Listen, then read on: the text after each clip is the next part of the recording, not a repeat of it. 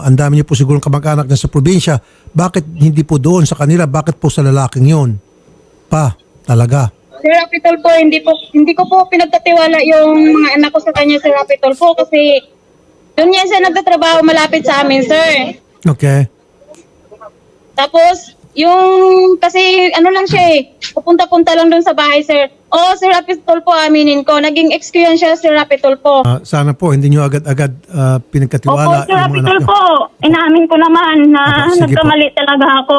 Opo. Nagkamali ako, Sir Rapitol po. Wala namang ina talaga, sir, na patayin yung dalawang anak niya. Opo. Okay na po tayo dyan. Ano po yung kinamatay po ng dalawang bata, sir? Sir, basahin ko muna sila. Opo, sir.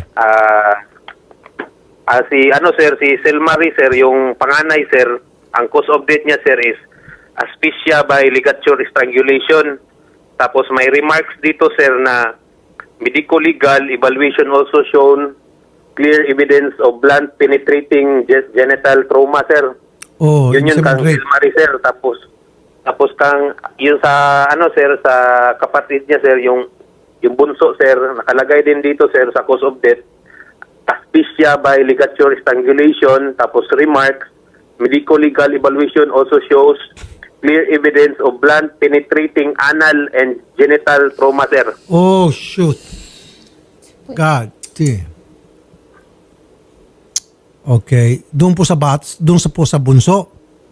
Yes, sir, sa bunso. May anal penetrating sa anal, sir, at saka sa genital, sir.